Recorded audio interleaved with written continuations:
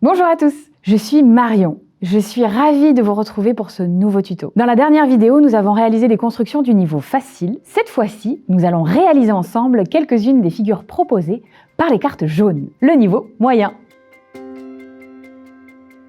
Les cartes jaunes vont vous faire découvrir et vous permettre de mettre en pratique de nouvelles techniques. Par exemple, jouer avec différentes tailles de cônes pour recréer l'équilibre, mais aussi découvrir les aspects magiques, les secrets de Pix, l'accroche entre les pièces, les équivalences entre cônes. Ces techniques feront de vous de vrais architectes. Vous avez réussi toutes les constructions des cartes bleues? Vous êtes prêts à passer au niveau supérieur? Allez hop, on y va! Comme j'aime bien commencer avec mes cartes préférées, je vais choisir le rhinocéros. Comme à chaque fois, on vous conseille de bien observer la carte pour repérer les éléments qui vont vous servir à reproduire ce modèle. Ici, il va nous falloir 2 cônes rouges pour les yeux, 4 cônes jaunes pour les pattes et 2 cônes bleus pour la corne et la queue.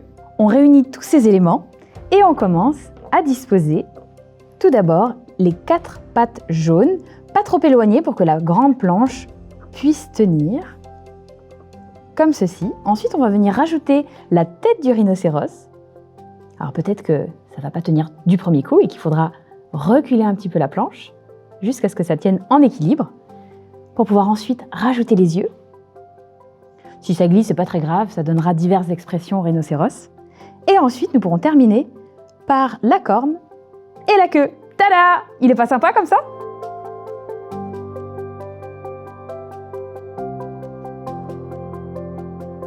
Passons à une construction d'une nature un peu différente avec l'escargot. Vous avez vu? Ici, on va devoir faire tenir les planches en équilibre sur la tranche. Prêt à relever le nouveau défi? C'est parti! On réunit tous les éléments. Une planche longue pour le corps, 2 petites planches et une grosse planche pour la coquille. Et qu'est-ce qu'il nous faut encore? De quoi faire les antennes, pardi! Pour cela, nous aurons besoin de 2 cônes de chaque couleur, donc 2 bleus, 2 jaunes et 2 rouges. Le petit challenge avec l'escargot, c'est de faire tenir les planches sur leur tranche. Mais vous allez voir, ce n'est pas si compliqué, il suffit de caler la grande planche entre les 2 petites et ensuite de les plaquer l'une contre l'autre pour qu'elles tiennent encore mieux. On rajoute ensuite les antennes en superposant les cônes les uns sur les autres. Et voilà, nous avons un escargot tout chaud.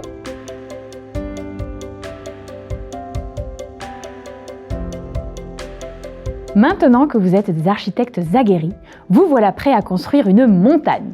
Si, allez, on commence avec la petite montagne. C'est une figure qui va nous amener à jouer sur les inclinaisons pour rééquilibrer la construction au fur et à mesure en utilisant cette fois des cônes de différentes couleurs et donc de différentes tailles à chaque étage.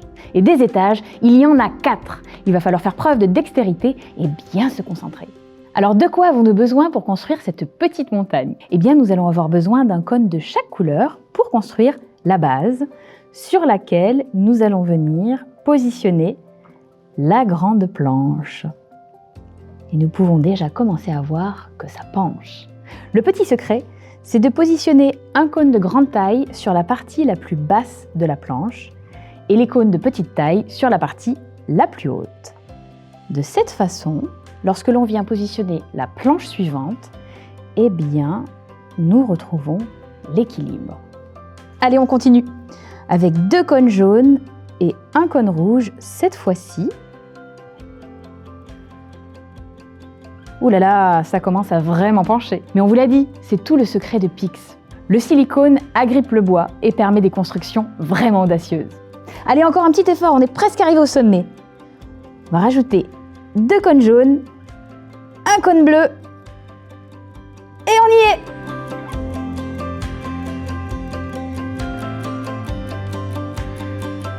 Bravo! Vous avez réalisé un bel exploit. Vous êtes maintenant prêt à passer au niveau le plus élevé, le niveau rouge. Mais ça sera dans une prochaine vidéo. Vous le voyez, Pix est un jeu de construction qui permet, sans même s'en rendre compte, d'exercer des compétences essentielles au développement des enfants. La motricité fine, la coordination œil-main, l'observation, la déduction, le repérage dans l'espace, sans parler de la concentration et de l'attention dont il faut faire preuve pour réaliser ces constructions de plus en plus acrobatiques et qui vont demander de plus en plus de dextérité. C'est ce que vous verrez dans notre prochaine vidéo, consacrée aux cartes rouges, le niveau difficile.